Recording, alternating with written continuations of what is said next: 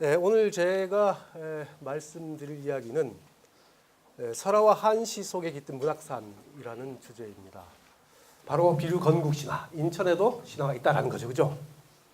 그런데 이 인천에 신화가 있다라는 것을 아는 사람은 인천 토백이도 그렇게 많지 않다라는 점이에요. 알지 못한다는 겁니다. 왜? 이미 들어서 알겠지만 이 비류가 인천을 건국한 것은 사실은 실패한 건국이라는 거죠, 그죠? 결국은 망하고 동생의 나라로 다 가게 되잖아요. 바로 비류는 동상의 나라에 가보고 동생이 잘 살고 있음을 보고 자기가 실패했구나라는 것을 깨닫고 돌아와서 죽게 됐다는 거예요. 그래서 비류의 죽음을 애통하게 죽었다라고 해서 애분이라고 이야기한다는 겁니다. 그러니까 실패한 건국 신화이기 때문에 뭐 단군 신화라든지 주몽 신화라든지 이런 신화와는 다르게 크게 알려져 있지는 않습니다만 그래도 신화는 신화죠, 그죠? 그 신화는 크게 알려져 있지 않지만 그 비류가 건국했던 문학산 인근 이쪽은 굉장히 신성시 여겼다라는 점을 우리는 이 안관당 설화를 통해서 확인할 수 있다라는 겁니다. 자, 이거 잠깐 보시면은 옛적 미치광이 양반이 배꼽산 꼭대기에 우물을 파고 성을 쌓아 도읍을 하였는데 그 자리에 안간 할아버지와 안간 할머니가 안간당을 짓고 그 신을 모셨다라고 되어 있습니다. 자, 여기서 미치광이 양반이 이 배꼽산은 오늘날 문학산을 지칭한다라는 건 아시겠죠, 그죠? 미치광이 양반이라고 했습니다. 이 미치광이 양반이 바로 누굴까요? 그 문학산에 나라를 세운 양반이잖아. 우물 파고 성을 쌓아 도읍을 했다라고 했으니까 비류죠, 비류. 근데 이게 구한말에 전해지는 설화인데 비류를 어떻게 표현하고 있습니까? 미치광이 양반이라고 표현하고 있다는 겁니다. 실패한 건국이었기 때문에 비류가 미추홀을 세웠을 당시 삼국사기의 표현에 의하면 땅이 아주 토박하고 짜다라고 되어 있어요. 농사에 적합하지 못하다라는 이야기죠, 그죠? 그런데 나라를 세웠기 때문에 비류 자체에 대해서는 미치광이 양반이라고 해서 부정적으로 인식이 되고 있다는 겁니다. 그죠? 부정적으로 인식이 되고 있지만 요 뒤에 얘기를 보면 문학산에 대해서는 어떻게 인식이 됐는가라는 것을 잘 드러내고 있어요. 예수를 신봉한 구한말이니까 이제 기독교가 들어오겠죠, 그죠? 신봉하던 박호장의 아내가 그 아들을 시켜가지고 안관당 신목을 불태우게 하게 되는데 불태우자마자 그 아들이 즉살했더라. 이 이야기는 뭐예요? 신성시 여겼다라는 것을 알 수가 있죠. 그죠? 실제로 이게 있었는지 없었는지는 모르겠지만 함부로 건드릴 곳은 아니다 라는 인식이 이 속에 들어가 있는 거다라는 이야기죠. 그죠? 그래서 비류에 대해서는 일견 부정적이지만 이게 한나라의 수도였던 자리였다 라는 인식은 갖고 있기 때문에 그 지역은 굉장히 신성시 여겼다라는 것을 알 수가 있다는 이 이야기를 통해서. 그죠? 요 속에는 인천이 한나라의 수도였다라는 자긍심이 어느 정도 반영이 되어 있는 이야기다 라고 볼 수가 있는 거죠. 그죠? 요런 이제 신화가 전해지고요. 그 다음에 전설을 보게 되면 인천 전설은 크게 한 5가지 정도로 유형을 나눌 수가 있습니다. 우리 교재에는 없고요. 그냥 제가 말씀을 드리겠습니다. 우선 인천 설화에 가장 먼저 이야기를 할 수 있는 것은 산이동 설화가 있다라는 특징이에요. 산이동 설화 혹시 들어봤습니까? 산이동 설화는 뭐냐면 산이 쭉 이동을 해와가지고 그 자리에 멈췄다라는 이야기로 대표적인 게 바로 뭡니까? 설악산에 가보면 울산바위라고 있죠, 그죠? 자, 이 울산바위 설화. 인천에도 그런 산이 몇 개가 있습니다. 하나가 바로 강화에 있는 만이산.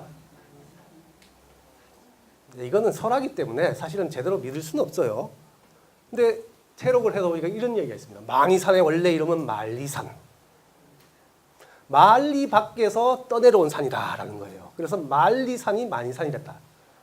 지금 이건 잘못된 이야기라는 게 알죠? 원래 만이산은 뭐야? 마리산. 마리, 우두머리, 으뜸이 된 산이다라는 그 마리산에서 이상하게 한자로 바뀌는 바람에 만이산이라는 엉뚱한 이름이 나온 거죠, 그죠? 근데 하여튼 그 설화의 전승자는 그렇게 이해를 하고 있습니다. 원래 만리산이었는데 만리 밖에서 한양 도읍에 참여를 하기 위해서 옵니다. 오다가 한양엔 이미 삼각산이 자리를 차지하고 있더라. 그래서 한양으로 가지 못하고 다시 고향으로 돌아가지 않고 강화에 머물렀더라. 다시 말하면 강화는 수도 한양만큼은 아니지만 앞에 그 울산바이설화에 비견해 보면 그죠? 한양에 버금갈 만한 곳이더라. 라는 인식이 가능하죠, 그죠? 그래서 인천이 사실은 뛰어난 곳이야. 라는 것을 간접적으로 드러내는 설화라고 볼 수 있습니다. 이런 비슷한 설화가 섬갑도라는 섬도 그렇습니다. 섬도 산이죠, 사실은. 그죠? 묻지 물에 깔려있기 때문에 섬이 된 거지. 산이기 때문에 안 깔린 거죠. 그죠? 산이에요. 섬갑도도 역시 마찬가지로 한양으로 가려다가 삼각산이 자리를 차지하고 있어서 못 가서 거기에 머물러 있었더라라는 이야기입니다. 그러니까 인천이 한양만큼은 아니지만, 그죠? 한양에 버금갈 만한 곳이다라는 이런 인식을 가지고 있었다는 거예요. 그게 이제 산이동설화입니다. 그거 외에 단순한 산이동설화도 있습니다. 아까 얘기했던 수봉산도 산이 이동해 와서 거기에 머물렀더라라는 단순한 이야기만 전해져 내려오는 그런 산도 있습니다.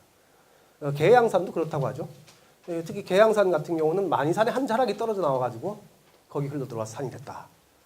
그래서 일설에 의하면 계양산은 아우산, 떨어져 나온 큰 산인 만이산은 형산이라고 했다. 그런 설화도 있고요. 근데 뭐 계양산이나 수봉산 같은 경우는 아마 그 멀리서 보면 삼면이 바다로 이렇게 둘러싸여 있기 때문에 꼭 떠내려온 형상처럼 보여서 아마 그렇게 이야기가 전해지는 건지도 모르겠습니다.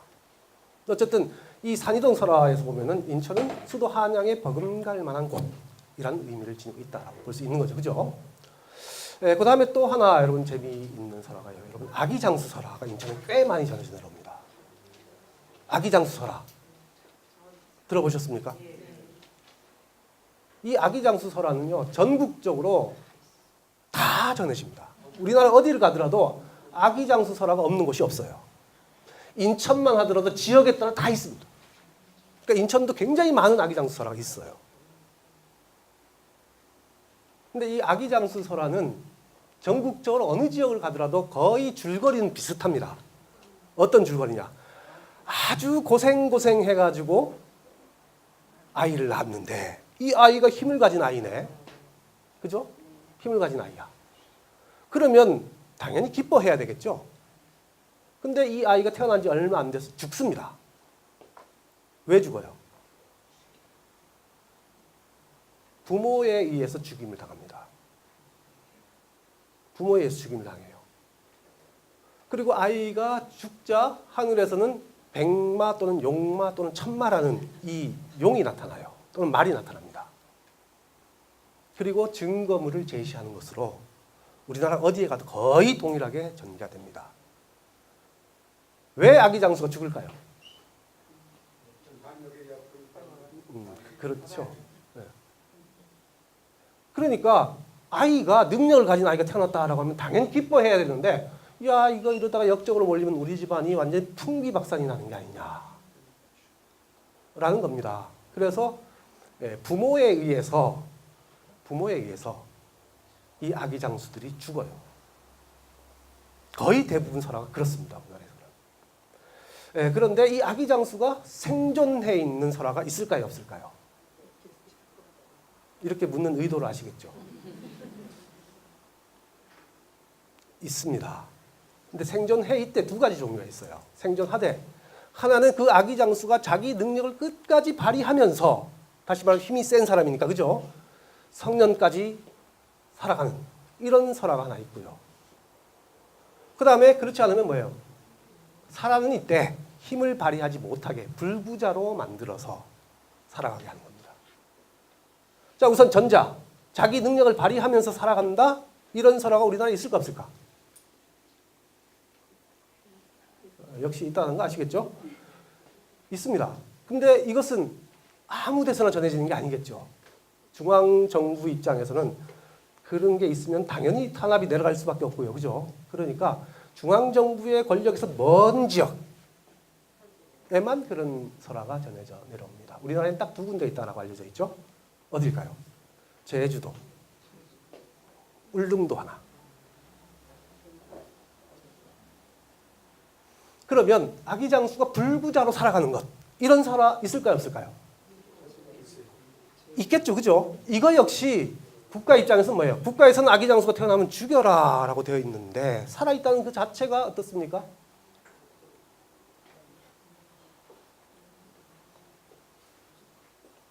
그 자체가 국가에는 반역과 마찬가지인 거죠. 그래서 불구자일망정 살아있다라는 설화도 우리나라에 많지 않습니다. 저쪽 전라도 지역 일부가 있다라고 하죠, 그죠?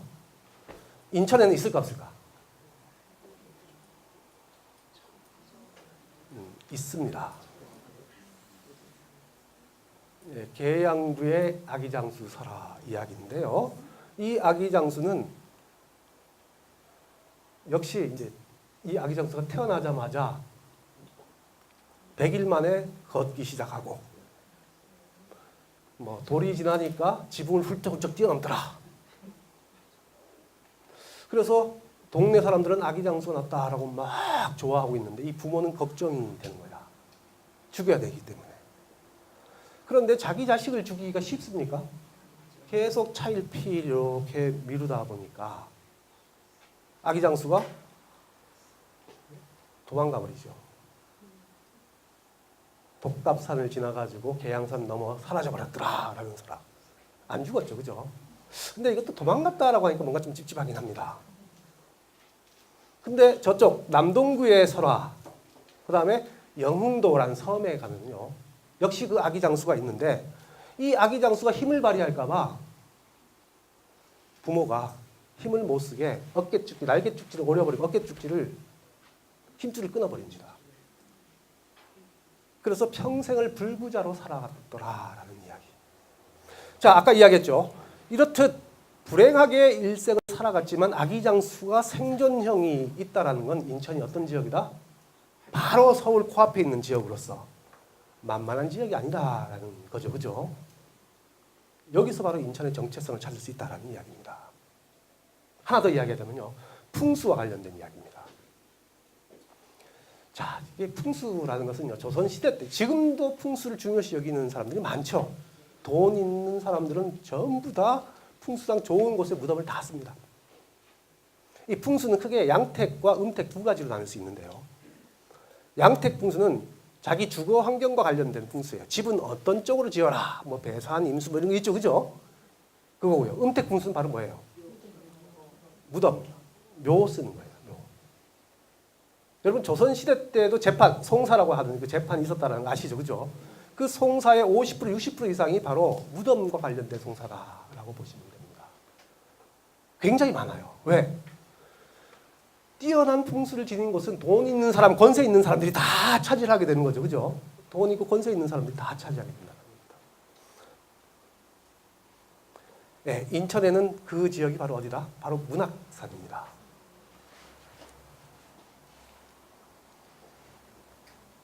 바로 이거죠. 하익동에는 부평 이시 집단들이 살고 있었더라. 이 부평 이시들은 바로 문학산을 선산으로 두고 있었기 때문에 그 후손들이 굉장한 발복을 했다더라 라는 이야기입니다. 네, 그런데 서울에 있는 홍판서 집안에서 자, 저 문학산이 굉장히 좋은 땅인데 남한테 주기 아까운 거예요. 근데 내 땅이 아니죠. 홍판서 하면 요즘 장관급이니까, 그죠? 장관이잖아요. 얼마나 힘이 있습니까? 강제로 뺐습니다. 이제는 우리 땅 하고 뺏어버려요. 그러니까 그 권세에 눌려가지고 부평 이씨들이 꼼짝을 못했다라는 거죠. 그래서 꼼짝없이 선산을 뺏기게 됐어요. 그런데 막판에 누가? 네, 한 젊은 과부가 앞장서서 항의를 하기 시작했다라는 겁니다. 젊은 과부. 왜 젊은 과부가 앞장서서 반대를 했을까요? 힘쓴 남자들도 항의를 못하고 있는데. 네, 바로 이 젊은 과부라는 데 힌트가 있죠. 젊은 과부는 남편이 없어요. 그죠?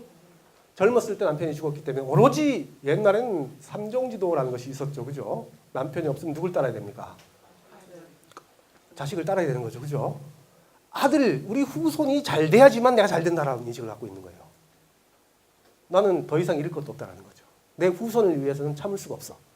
그래가지고 이 젊은 과부가 극렬하게 반대를 해요. 항의를 하고 홍판서가 죽자 그 묘를 파겠다고 파놓은 그 구덩이를 파놨는데 그 구덩이에 들어가 누워버립니다. 날 묻어라. 그러니까 묻을 수가 없으니까 끄집어내려고 했겠죠. 그죠? 끄집어내려고 하다가 보니까 위에서 끄집어내니까 길을 잡았던 모양이에요. 이 천한 종놈이 남의 길을 잡았다라고 해서 그 자리에서 칼을 꺼다 길을 잘라버렸다. 얼마나 극렬하게 항의를 한 겁니까? 그죠? 그러니까 이 과부는 평생 동안 한쪽 귀로 살았다라고 했는데 이 설화에 보면은 그래서 지켰는지 안 지켰는지는 안 나와 있어요. 근데 그만큼 어떻습니까? 이 문학산이라는 곳이 풍수상으로 굉장히 뛰어난 곳이다 라고 볼 수가 있죠. 그죠? 네, 그 다음에 양택 풍수 중에 하나가 이런 게 있습니다. 여러분 혹시 들어봤는지 모르겠는데요. 원통이 고개. 원통이 고개. 자, 부평 쪽에 보면 있죠.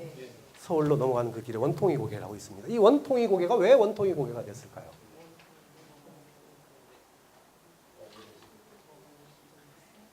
원통에서. 왜 원통했을까? 자, 여기에는 설화가 3가지 정도가 전해지는데요. 2가지 이야기는 뭐다? 여러분 경인운하와 관련이 있습니다. 지금 아라뱃길이라고 해가지고 파져 있죠. 이 경인운하가 사실은 고려 때부터 계속 시도가 됐던 거예요. 왜냐하면 아까 이야기했죠. 조세선이 강화 앞바다로 해가지고 한강 하구를 통해서 한강으로 들어오죠. 그죠? 그래서 마포나루로 이제 들어가게 되는데 문제는 이 강화 앞바다가 물살이 굉장히 셌다라는 거예요. 그러니까 이 조세선들이 어떻습니까? 오다가 난파가 많이 되더라라는 거예요. 강화 앞바다에서. 그러니까 강화 앞바다까지 가지 않고 서해에서 바로 한강으로 연결되는 운하를 파려고 고려 때부터 시도를 했다라는 겁니다. 이 2가지 이야기는 하나는 고려 때, 하나는 조선 때 이야기인데요. 파 들어가다가 이 원통이 고개에 딱 이르니까 안반이 탁 가로놓여가지고 더 이상 파지 못했더라.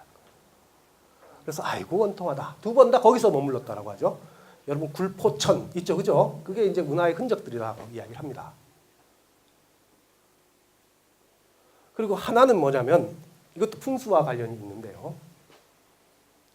무학대사와 관련이 있는 이야기입니다. 여러분 무학대사 하면은 조선 건국한 이성계와 아주 밀접한 관련이 있는 스님이라는 거 아시죠? 이성계가 조선을 건국하고 새롭게 수도를 얻으려고 하는데 왜냐하면 고려의 수도인 개성을 계속 유지할 수는 없잖아요. 그죠? 나라가 바뀌었으니까. 새롭게 수도를 얻으려고 이제 무학대사를 전국에 파견합니다. 파견해가지고 수도가 될 만한 장소를 알아봐라 하고 이야기를 해요. 그러니까 무학대사가 전국 곳곳을 다 돌아다닙니다. 그 중에 이제 후보가 몇 군데 있었죠. 뭐 대전, 그 계룡산 부근도 있었고, 한양도 있었고, 그 중에 하나가 바로 인천 부평 지역도 있었다라는 겁니다. 무학대사가 부평에 와 보니까, 오, 좋아. 넓은 평야가 이어져 있죠. 김포평야, 그렇죠? 네, 그 다음에 한강이 근처에 있고, 바다도 근처에 있고, 산도 있고, 야, 이게 수도가 될 만한 장소구나 하고 생각을 한 거죠. 네, 근데 일국의 수도가 되기 위해서는 풍수상으로 골짜기가 100개가 있어야 된다라는 겁니다. 그만큼 골이 깊어야 외침으로부터 지킬 수 있다는 거죠. 그죠? 골짜기가 100개나 있어야 된다는 거예요. 네, 그래서 무학대사가 그때부터 골짜기를 막 세기 시작합니다. 셌더니 어떻게 돼? 99개더라. 그래서 아이고 원통하다. 그 장소가 바로 원통이 고개였다라는 거죠. 아이고 원통하다라고 해서 원통이 고개가 됐다라는 이야기입니다. 자, 이 설화에 의하면 어떻습니까? 인천은 수도 한양에 비해서 어떻습니까? 골짜기 하나 부족한 곳. 그죠? 골짜기 하나 부족한 곳이 바로 인천이다라는 거예요. 임진왜란의 영웅이 이순신 장군이다라고 한다면 병자호란의 영웅은 누굴까요? 임경업 장군이죠. 그죠? 이 임경업 장군이 당시에 그 병자호란 때 의주의 백마산성이라는 곳을 지키고 있었는데 청나라 군사들이 남진을 해가지고 한반도 우리 조선으로 들어오기 위해서는 당연히 넘어야 될 것이죠. 의주를 지나가지고 와야지 넘어올 수 있습니다. 근데 백마산성을 지키는 이 임경업 장군을 돌파를 못해요. 그래가지고 당시 두 장수인 용골대와 마부대라는 이 두 장수는 우회를 해가지고 남쪽으로 내려옵니다. 먼저 여러분 잘 알다시피 남한산성에서 인조가 결국 어떻게 됩니까? 항복을 하죠. 그죠? 근데 나중에 전쟁이 끝나고 조선의 왕이 항복을 했다라는 소리를 임경업 장군이 듣게 되죠. 그죠? 그래가지고 화가 나서 견딜 수가 없습니다. 임기업 장군은 자기는 안 졌는데 조선이 항복을 했다고 하니까. 그 나중에 청나라에 복수를 하러 가자 하고 군사를 모아서 가요. 근데 그냥 군사를 모으면 병사들이 죽으러 가는 길인데 오겠습니까? 장사를 하러 간다라고 속이고 배를 타고 이제 청나라로 가기 위해서 쌀 장사하러 간다 하면 돈 벌려고 사람들이 몰려들겠죠, 그죠? 그래서 병사를 모아가지고 이제 청나라로 이제 가게 되는데 가다가 중간에 바다 한가운데서 니들이 이제 전쟁하러 가니까 마음다짐을 똑바로 해 하고 이제 훈시를 하니까 바다 한가운데서는 도망갈 데가 없잖아요, 그죠? 이제 어쩔 수 없이 가야 되는 거야. 근데 병사들이 그냥 가긴 그렇죠. 조금 가다가 이제 군량미를 다 버리기 시작합니다. 식수 다 버려요. 장군님, 군량미가 없어 못 갑니다. 식수가 없어 못 가요. 그래서 연평도 앞바다에 이르렀을 때 그 얘기를 하니까 임경업 장군이 어떻게 합니까? 이들이 산에 올라가가지고 가시나무 뽑아와. 그래가지고 그 가시나무를 바닷가 촘촘히 박아. 물 빠진 다음에 잠시 기다려. 가봐. 하고 가보니까 거기에 조기가 잔뜩 걸려있더라. 그래서 임경업 장군이 연평도에 조기 잡는 법을 알려줬다. 연평도에 조기가 그만큼 많이 난다라는 이야기죠, 그죠? 여러분 아시죠? 조기 파시가 1960년대까지 있었다라는 거죠, 연평도에. 그만큼 조기가 많았다라는 겁니다. 옛날 연평도는요, 돈을 쓸어 담았다라고 합니다. 원체 많이 잡히니까 육지까지 나가는 시간이 아까워. 그러니까 고기 계속 잡고 조기를 사는 배들이 오는 거예요. 그래서 배 위에서 거래가 이루어진다는 겁니다. 그러니까 연평도를 주무대로 이제 그렇게 됐으니까 연평도에는 돈이 많은 곳. 여러분 저 군밤 타령 잘 알죠? 바람이 분다, 바람이 불어. 연평 바다에 얼싸 돈바람 분다라고 돼 있죠, 그죠? 그 이유가 바로 그겁니다. 왜 연평 바다에 돈바람이 분다 할까? 조기 파시와 관련됩니다. 뭐 일설에 의하면 그때 연평도 파시가 일어날 때는 뭐 개도 꽁무니에 5,000원짜리를 달고 다닌다라는 이야기가 있을 정도로 돈이 많았던 데라고 하죠. 그러니까 연평도에는 임경업 장군을 당연히 이렇게 할 수밖에 없죠, 그죠? 연평도에 가면 충민사라는 사당이 지금도 있습니다. 충민사. 이 사당은 바로 임경업 장군을 모신 사당인데요. 이 사당에는 배를 타고 고기를 잡으러 나간 사람들이 거의 이쪽을 향해서 제사를 지내고 나갔다더라. 그러니까 풍어제와 관련이 있습니다. 서양 풍어제. 네, 뭐 그 외에도 여러 가지 설화가 있지만 시간 관계상 이 정도로 하고요. 그 다음에 문학산과 관련된 설화 몇 가지를 더 살펴보게 되면 산신 우물가의 백일기도라는 이런 설화가 있는데 이건 뭐냐면 옛날 아이를 갖지 못해가지고 한 부부가 바로 수채골이라는 이 골짜기에 있는 수채골이라는 데 가가지고 거기 샘물이 하나 있었는데 그 샘물에다가 빌었대요. 치성을 했다는 겁니다. 100일 치성을 하면 아이를 갖는다라고 해가지고 열심히 치성을 해서 마지막 100일째 되는 날 치성을 드리고 오는데 마침 그쪽으로 기도를 하러 오는 한 젊은 안악을 만나게 돼요. 그래서 안악이 반가운 마음에 말을 붙였더니 이 두 부부는 괜히 그 안악하고 말했다가는 복이 날아갈까 싶어가지고 묻는 말에 대답도 안 하고 그냥 갔대죠. 그 안악은 뻘쭘한 거죠, 그죠? 근데 결국은 어떻게 됐을까? 아이를 가진 사람은 이 부부가 아니라 말을 안 해가지고 뻘쭘하게 했다라고 해서 벌 받아서 그 젊은 안악이 애를 낳았다라는 이야기입니다. 이게 이제 수채골과 관련된 건데 이거는 수채골이라는 말은 수태골이라는 데서 나온 게 아니냐. 수태하면 애를 갖는다라는 의미죠, 그죠? 여기서 변화된 게 수채골이 아니냐. 뭐 이런 이야기도 전해지고요. 그 다음에 홍두깨가 8미도에 떠오른다. 이게 뭐냐면 문학산 꼭대기에 하면 우물이 하나 있었다라고 하죠.